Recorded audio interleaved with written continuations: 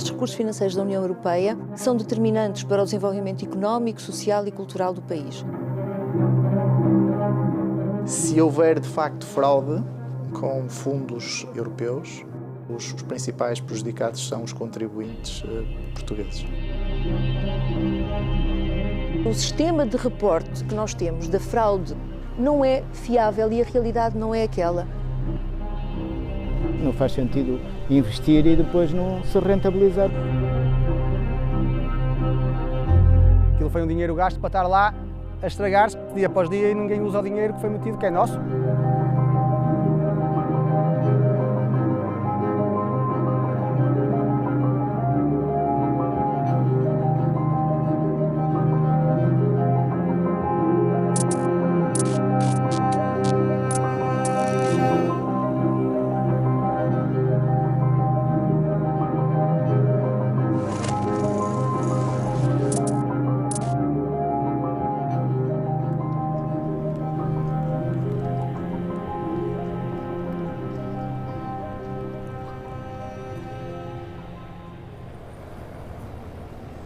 Um investimento de quase 372 mil euros, comparticipado pelo Fundo Europeu dos Assuntos Marítimos e das Pescas em cerca de 279 mil euros e quase 93 mil euros por fundos públicos nacionais. Cerca de 4 anos depois de concluídas as obras, o estaleiro de reparação de embarcações de pesca do Cabedelo, em Viana do Castelo, continua fechado. Infelizmente é o que a gente vai sabendo no dia-a-dia, é que são estes investimentos que são realizados e que são centenas de milhares de euros e que não têm utilidade absolutamente nenhuma, portanto é sempre um dinheiro que é desperdiçado dos fundos comunitários, não é? E que de facto não sabemos o que é que eventualmente vai acontecer no futuro. A entidade promotora foi a Sociedade Polis Litoral Norte. O objetivo foi a modernização do estaleiro, dado o seu estado avançado de degradação, que começava a comprometer a capacidade de serviço em tempo útil à comunidade pescatória, como se pode ler na descrição do projeto. A questão é que, de facto, ele nunca foi utilizado, nem as próprias entidades que requalificaram aquele edifício, ninguém faz uma manutenção, ninguém tem um cuidado para que, de facto, aquilo mantenha em condições para não se deteriorar com o tempo. A Sociedade Polis fez ainda questão de documentar o local do investimento com imagens aéreas antes do início da intervenção da obra. Mas apesar da urgência invocada, o estaleiro continua fechado e a degradar-se, como se pode ver nestas imagens a que o Linha da Frente teve acesso. O último e alegadamente o único carregamento do extintor foi feito em 2019, ano em que a obra foi dada como concluída nos documentos oficiais. O problema é que, de facto, os fundos deviam serem gastos, mas serem utilizados, não é? E que fosse um projeto que desse garantias e que fosse uma mais-valia, neste caso aqui, para a frota pesqueira. Não é? Fazia todo sentido que assim fosse. Acho que não faz sentido investir e depois não se rentabilizar.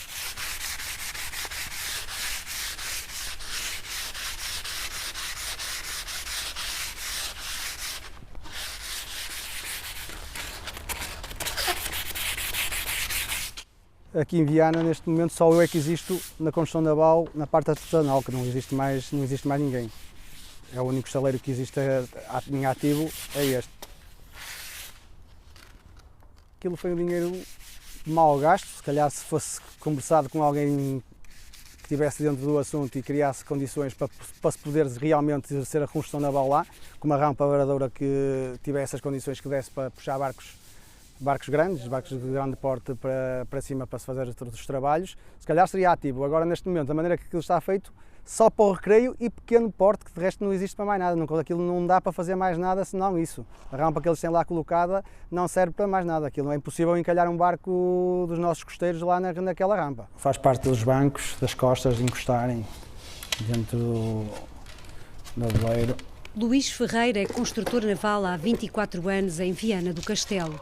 Está neste espaço arrendado há vários anos e até queria um local melhor. Chegou a ser contactado para ficar no novo estaleiro, mas não aceitou, pois a área não serve para exercer o seu trabalho. Se calhar na altura tivessem entrado em contacto e pedissem uma opinião se aquilo seria rentável para mim, que era o único já na altura que existia, seria rentável para mim, se calhar podíamos ter entrado em algum consenso e ajustar a área, poderia dar ou não dar, ou então arranjarmos local noutro sítio que não pudesse ser acessível para poder trabalhar e exercer a função que quisesse. É de necessidade para a cidade, porque temos uma zona pescatória, temos um porto pescatório, faz falta um estaleiro na cidade de Viana do Castelo.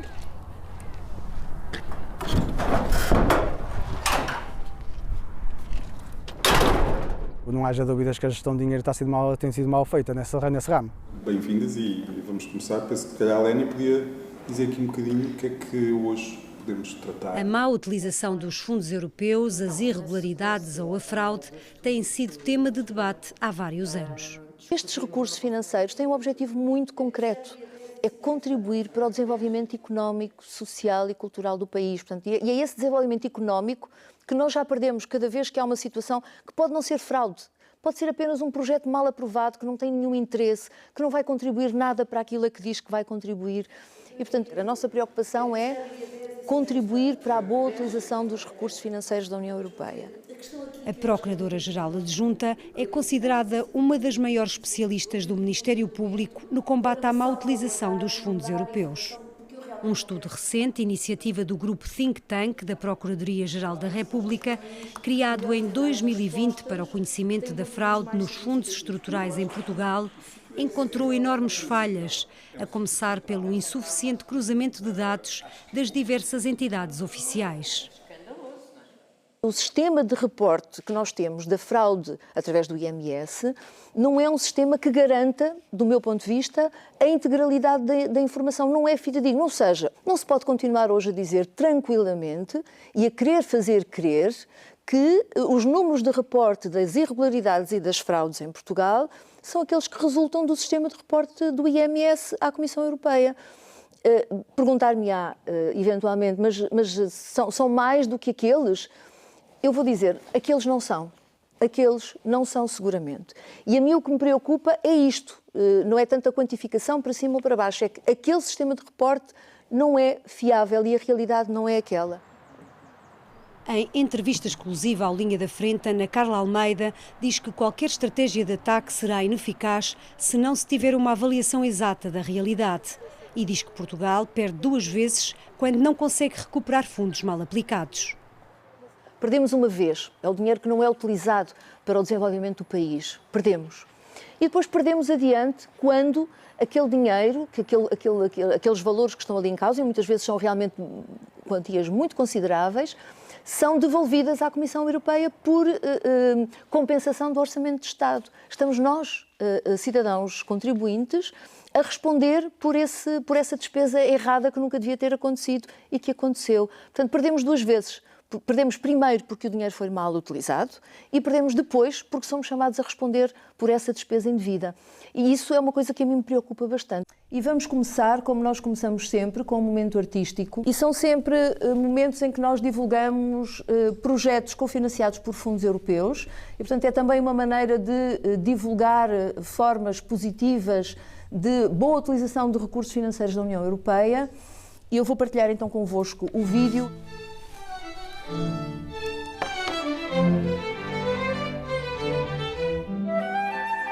O projeto é uma grande homenagem aos compositores que perderam a vida demasiado cedo. O grupo Think Tank reúne-se frequentemente com diversas entidades da estrutura de governação, universidades, Polícia Judiciária, Organismo Europeu de Luta Antifraude, entre outras. Não tem caráter deliberativo, mas pretende contribuir para a melhor utilização dos recursos financeiros da União Europeia. Muito bem, o relatório é um relatório muitíssimo extenso, aliás, eu partilhei convosco o relatório. O estudo que dinamizaram para o conhecimento da fraude nos fundos estruturais em Portugal foi realizado por uma equipa de ciência de dados do ISCTE, Instituto Universitário de Lisboa, com a colaboração de investigadores da nova SBE. O acesso aos dados e a sua qualidade limitaram as conclusões do estudo. Muito bem. Essa qualidade de dados tinha a ver com a ausência de determinados campos preenchidos na plataforma. O IMS é a plataforma que a Inspeção-Geral de Finanças utiliza para reportar as irregularidades e as fraudes à Comissão Europeia. porque é a entidade que tem essa obrigação legal de o fazer. Portanto, falta de preenchimento de determinados campos, informação que era remetida para anexos que não constava dessa plataforma, portanto, o que também dificulta, não digo que os anexos não existam, digo é que não estão lá e, portanto, dificulta o acesso à informação. Os regulamentos da União Europeia obrigam os Estados-membros a comunicar em situações de irregularidades, suspeitas de fraude e fraude lesivas dos interesses financeiros. Este reporte é feito trimestralmente pela Inspeção-Geral de Finanças ao OLAF, o Organismo Europeu de Luta Antifraude, através do IMS, o Sistema de Gestão de Irregularidades. A plataforma tem lá um conjunto de dados alargado, sendo que alguns são aqueles que são absolutamente necessários para quem os vai utilizar, ou seja, para o OLAF. E, portanto, são esses dados que a IGF, recebendo-os das autoridades de gestão, insere na plataforma. Ao longo dos anos, e temos muitos anos de prestação de informação ao OLAF, por esta via, pelo IMS, e nunca nos chamaram a atenção que os nossos dados são curtos, são insuficientes, não traduzem a realidade. Nunca fomos chamados a atenção por isso, portanto estamos tranquilos. Em entrevista exclusiva ao Linha da Frente, o Diretor-Geral de Finanças vai mais longe e diz que deveria ser criado um mecanismo nacional para a fraude, tal como existe para a corrupção. Eu, se calhar, concordo com aqueles que dizem que esta Estratégia Nacional Antifraude deveria ter outro contexto, deveria ter outra abrangência. E eu concordo com isso. Agora, essa abrangência não pode ser atribuída à Inspeção-Geral de Finanças, que não tem competências para tal. Somos um órgão administrativo e é no campo administrativo que estamos a trabalhar. A quem é que tinha que ser atribuído, então? Tinha que ser atribuído, muito provavelmente, a um MENAF. Agora estou a inventar. Não é? Muito provavelmente deveríamos ter um órgão independente que fosse responsável. E esse órgão faria muito provavelmente, seguramente, uma estratégia nacional antifraude diferente, com vários interlocutores. A grande dificuldade de acesso a dados anteriores a 2006 levou a que o estudo para o conhecimento da fraude incidisse apenas nos casos ocorridos em 2 quadros de apoio. O Quadro de Referência Estratégico Nacional, CREN, entre 2007 e 2013, e o Portugal 2020, entre 2014 e 2020. Considerando todas as situações irregulares reportadas, registaram-se 2.709 casos no sistema IMS relativos ao CREN e 1.320 casos para o PT 2020, sendo que 97% dos casos nos 2 períodos de programação são de irregularidades administrativas. De um total de 137 casos de fraude, apenas 2 casos foram dados como fraude comprovada no CREN, correspondendo a um montante irregular de 200 mil euros. Acredita nisto? Que realmente só houve 2 casos de fraude comprovada neste período? É assim, eu não lhe posso... Se me pergunta assim, acredita nisso, eu respondo-lhe que não. Certo? Agora, eu só consigo responder pelos dados que me foram transmitidos.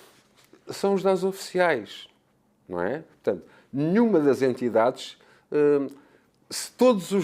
Se a totalidade das situações não é detectada e, portanto, não é transmitida, é impossível trabalhar com dados que não existem, certo? Portanto, estes são os dados possíveis e aí o OLAF faz, digamos, o trabalho que pode com estas várias fontes de informação que tem. Ainda de acordo com o estudo para o conhecimento da fraude nos fundos estruturais em Portugal, os 135 casos de suspeitas de fraude no CREN e PT 2020 envolvem um total de cerca de 198,5 milhões de euros de despesas irregulares. Os esquemas de fraude são cada vez mais complexos para serem eficazes na obtenção dos resultados, não é? Também há recursos financeiros de alguma complexidade e que, portanto, também se aperfeiçoam para conseguirem os objetivos que pretendem, não é? Que é, no fundo, a obtenção indevida de recursos a que não teriam direito. E, portanto, para o conseguirem, se os sistemas de controle também se vão aperfeiçoando e, portanto, quem quer obter esses recursos de forma ilegítima, o que vai fazendo também é criando formas sofisticadas de garantir a obtenção desses recursos de forma ilegítima, não é? O modelo de governação dos fundos é complexo e diferente para os vários períodos de programação. Mas quem quiser candidatar-se individualmente tem que ser um especialista na matéria para perceber centenas de páginas de legislação, formulários e usar plataformas digitais que são muito difíceis de entender. Caso contrário, terá que contratar um consultor para lhe simplificar a tarefa. Boa tarde. Quem vai fazer uma candidatura, de facto, vai se deparar com uma realidade complexa e daí que muitas vezes precise de consultores para os apoiar na preparação dessas candidaturas. Rita, vamos ver a proposta? Pode ser? Eu, quando estou a fazer uma candidatura, eu tenho não só que saber as regras daquele aviso, mas depois vou-me deparar com regras relativas a outras dimensões que impactam o investimento que eu vou fazer. Mandamos o draft e depois abrimos o... E mais tarde manda-se a final. Fazemos a independência. Às vezes não há tanta divulgação, se calhar, dos sites onde são publicitados os apoios, etc. E as pessoas não estão tão alerta. Francisca Milton Pereira, consultora há mais de 20 anos na área dos incentivos financeiros e fiscais, chama a atenção para os diferentes critérios de avaliação. Vamos pensar em alinhamento estratégico com aquilo que são as linhas definidas para a região ou para o país. Há um avaliador que entende que um determinado investimento tem um alinhamento, sei lá, que vale 5 pontos, e outro que se calhar é o mesmo projeto, um projeto muito idêntico, que acha que são 3. Porquê? Porque isso depende da avaliação daquela pessoa específica.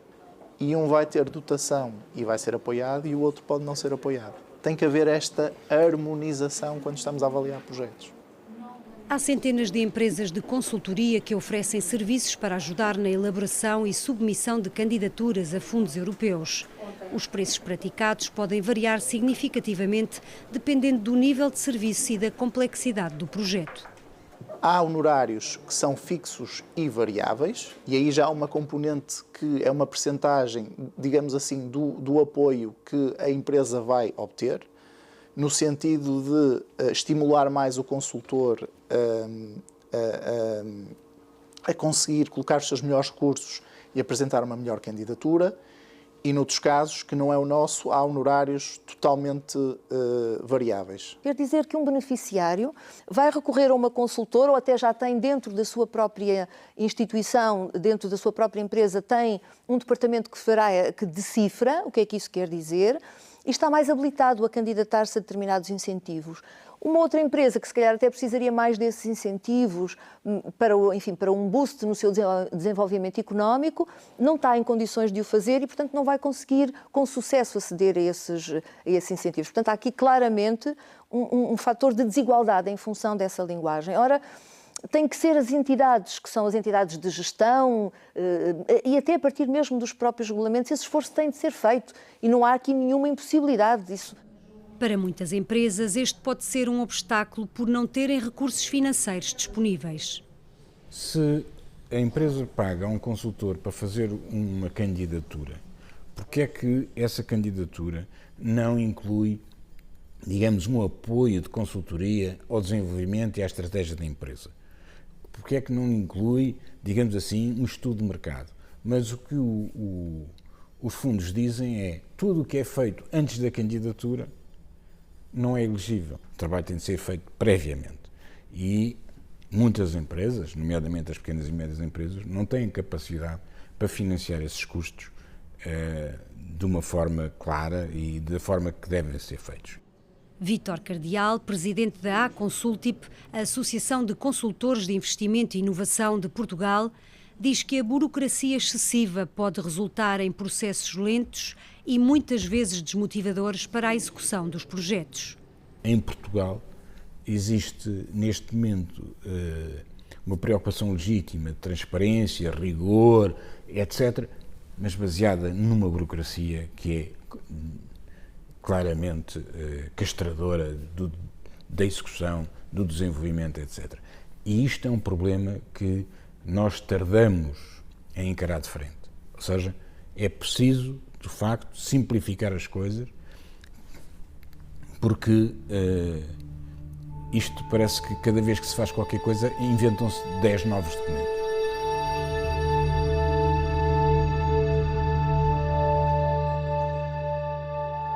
Face à pandemia e a todo o impacto que teve na economia, houve necessidade de se criar um instrumento comunitário que atenuasse os efeitos da crise a nível económico e social. Neste contexto surgiu o PRR, o Plano de Recuperação e Resiliência, com um período de execução até 2026 e que tem estado no centro das atenções. O que aconteceu com o PRR foi que houve um conjunto muito vasto de funcionários públicos que foram chamados a desempenhar funções para as quais não estavam capacitados no âmbito dos fundos. Aquelas pessoas precisam mesmo de uma formação específica para esta área. Um funcionário público que teve toda a sua vida e fez a sua carreira fora da área dos fundos vai ter muita dificuldade em saber o que é um conflito de interesses nesta área. Vai ter dificuldade em fazer avaliar um verdadeiro caso de duplo financiamento. Verificámos também, está reportado em mais do que uma auditoria, há uma grande falha no reporte das situações de irregularidades e fraude. O PRR, Plano de Recuperação e Resiliência, teve uma atualização e passa a ter uma dotação de 22,2 mil milhões de euros para concretizar 44 reformas e 117 investimentos. Foi criada também uma comissão de auditoria e controlo presidida pelo Inspetor-Geral de Finanças. A Comissão de Auditoria e Controlo são 3 pessoas. Como são 3 pessoas, naturalmente que têm que recorrer a alguém, porque não são essas 3 pessoas que vão para o terreno fazer o controlo e fazer a auditoria ao PRR. Aliás, temos um mecanismo que, se não tivermos capacidade de as fazer, porque não temos capacidades técnicas específicas naquela área ou porque não temos capacidade operativa de momento para as fazer, podemos recorrer ao exterior e contratar auditorias, sempre sob a nossa supervisão, nossa IGF. A questão dos recursos está estabilizada, digamos assim, não está completamente resolvida, mas está estabilizada. Conseguimos criar uma equipa que trabalha o PRR, que inicialmente não conseguíamos, andávamos a desviar pessoas, não é? E, portanto, neste momento conseguimos ter pessoas que têm responsabilidades nessa área. Em julho de 2022 foi lançado o Balcão dos Fundos e a Linha dos Fundos como serviços de apoio aos beneficiários e às candidaturas aos fundos europeus. É aqui que se tem acesso a uma área reservada que permite submeter candidaturas, efetuar alterações, registar contratos, efetuar pedidos de pagamento, adiamento ou reembolso. A Autoridade de Auditoria e Inspeção-Geral de Finanças, a ADC, Agência para o Desenvolvimento e Coesão, coordena os fundos estruturais de investimento e os fundos agrícolas e das pescas estão a cargo do IFAP, o Instituto de Financiamento da Agricultura e Pescas, dada a complexidade destes apoios. A candidatura é feita com os conselhos que o técnico dá e com as regras novas que o agricultor tem que cumprir. Um dos problemas da PAC é que ela não é estável, está sempre em mudanças e, portanto, é difícil um agricultor apreender as regras porque ela já mudou, agora é mais outra, muda outra vez. Há uma instabilidade. Quando ele aprende, vem uma nova PAC. Só para receber as ajudas, que é o chamado condicionalidade, tem que cumprir mais de 100 regulamentos e normas comunitárias. Dada a complexidade da legislação, o secretário-geral da CAP diz que em todo o país há 440 técnicos certificados para ajudar os agricultores com as candidaturas. Há uma área só para o Serviço de Apoio às Ajudas Comunitárias, outra para a identificação das parcelas agrícolas e outra para o Serviço de Identificação e Registro Animal. Esta aplicação informática é o espelho das ajudas, da complexidade das ajudas que temos neste momento. São muitas, são muito exigentes em termos burocráticos e exigem muitos documentos. O registro de uma só parcela, para ser materializada, demora em média 45 minutos a 1 hora. Se multiplicarmos isso por agricultores que têm 10, 20, 100, 200 parcelas, é fácil tirar a conclusão sobre o tempo que se perde aqui com o registro das parcelas. Aqui a parte que efetivamente é mais burocrática é esta parte inicial do registro da exploração, porque depende do parecer de uma série de entidades. Os parceiros normalmente ultrapassam os prazos que era suposto. Os fundos que apoiam diretamente a agricultura dividem-se em 2 grupos. Aqueles que são pagos anualmente e que têm um financiamento 100% do orçamento comunitário. Nesta atual PAC, essas condicionantes aumentaram muito e têm uma carga burocrática muito grande. Declarações, documentos, pedidos e 2.000 páginas de regulamentos comunitários. É isso que é a PAC em Portugal. Tem o segundo grupo, que são ajudas ao investimento, ajudas ambientais, ajudas ao desenvolvimento rural, que têm candidaturas, que os agricultores e os promotores se candidatam. Nesse grupo de apoios comunitários, ainda estão por executar mais de 800 milhões de euros.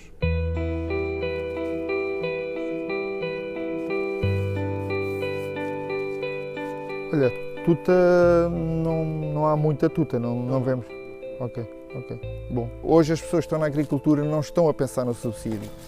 Eu posso dar exemplo da nossa empresa, que fez várias candidaturas e algumas delas reprovadas e nós estamos a funcionar. Portanto, nós não vivemos pelo facto de haver subsídio.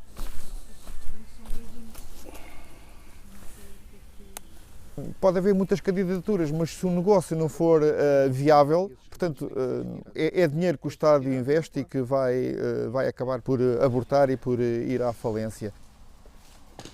Todo o tomate aqui produzido é fecundado por abelhas. Sem a nossa amiga abelha, não temos tomate aqui na exploração. Bom dia. Paulo Maria é produtor de hortícolas em estufa em A dos Cunhados, Torres Vedras, há mais de 25 anos. Tem feito algumas candidaturas a fundos comunitários, nem todas com êxito, mas sempre com necessidade de recorrer à banca. A velocidade das empresas não é compatível com a velocidade dos parceiros e dos licenciamentos. E o processo, como é muito demoroso, demora muito tempo, obriga a que os empresários avancem para a construção, porque não se compadece estar meses, quase anos à espera de licenciamentos. Depois ter o licenciamento mais o período de construção, portanto, é demasiado tempo e põe em causa, portanto, financeiramente o processo. É uma grande dificuldade de implementar os projetos, porque se veem aliados numa teia burocrática de imensos organismos. Os agricultores depois vêm-se na prática confrontados com 2, 3, 4, 6 anos. Ainda na semana passada estive com agricultores no norte do país.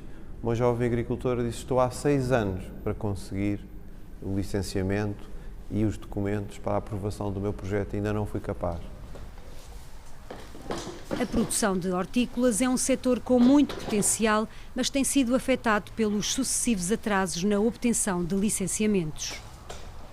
Muitas vezes ficamos aqui com a construção feita, como é o nosso caso, já estamos em produção, portanto nós submetemos os projetos a aprovar em 2022, executamos a obra em 2022, começamos a produzir em 2023, estamos em 2024, estamos à espera de licenciamentos para termos o dossiê com todo o investimento feito, com tudo pago, à espera de reunirmos todos os licenciamentos para podermos fazer um único pedido de pagamento.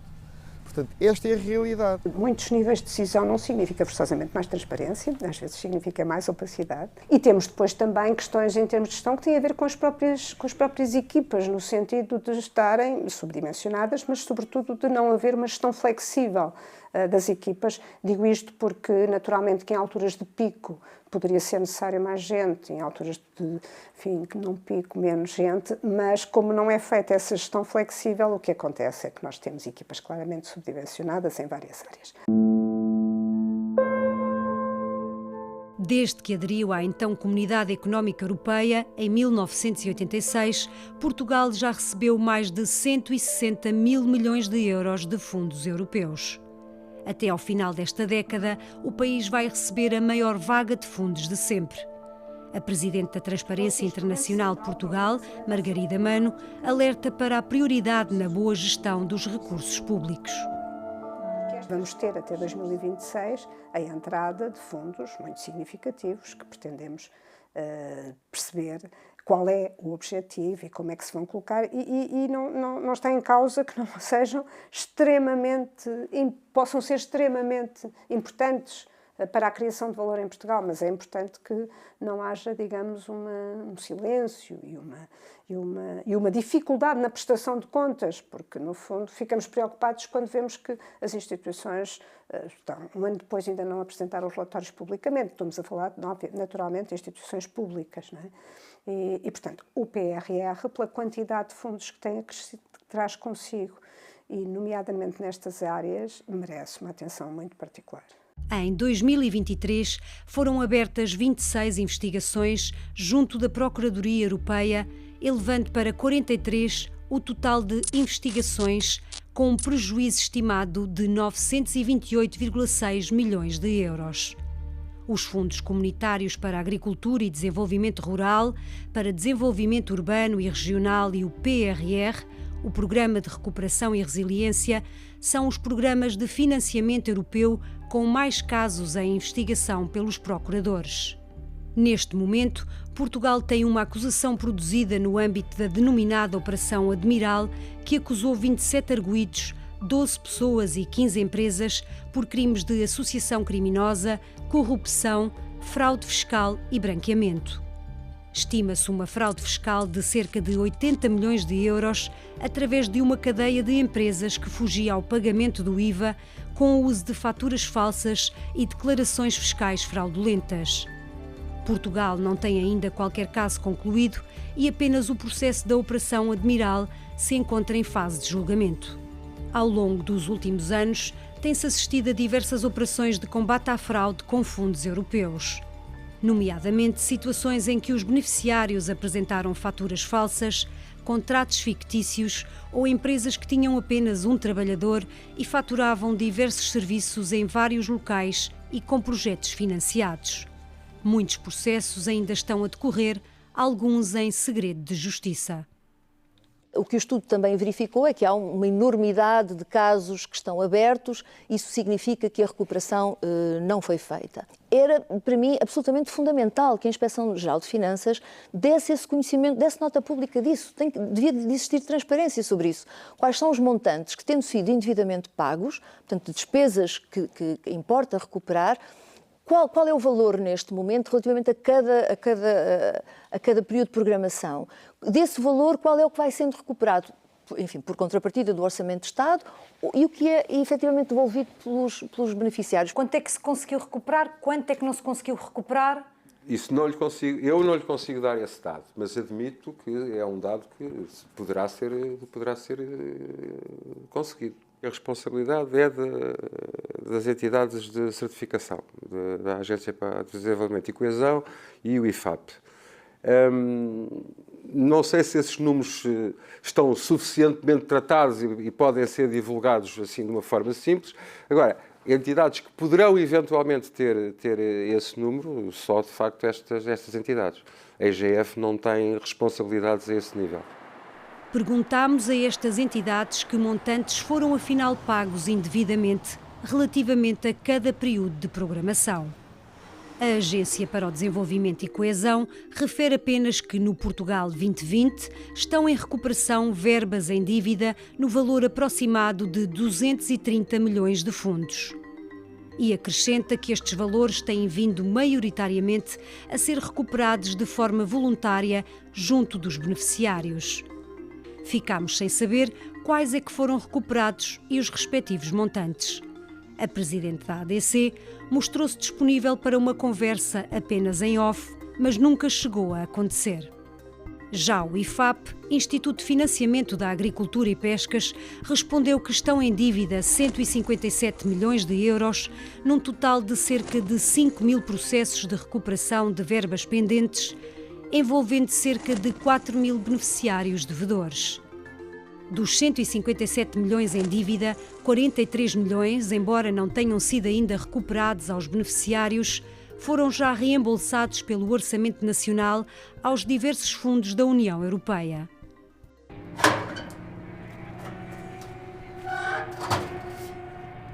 Não desisti, não vou desistir. Nasci nisto, como é que eu vou desistir? A minha profissão foi esta. desde que nasci, desde que começo a trabalhar, desde os meus 16 anos até agora, não vai ser agora que eu vou mudar.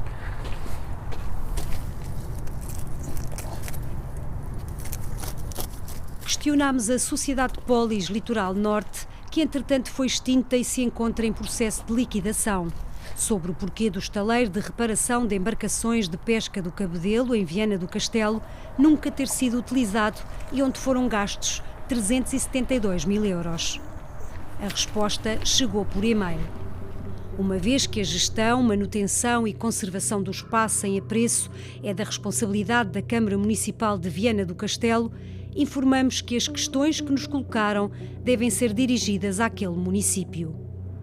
Foi o que fizemos, mas nunca obtivemos resposta. O que eu penso é que o dinheiro é mal gasto. Eu acho que o dinheiro deve ser gasto, mas deve ser gasto em condições ou ajudar então, ou tentar ajudar as pessoas que têm vontade, mínimo, de criar melhores condições para as pessoas poderem crescer ou então valorizar o espaço onde trabalhamos.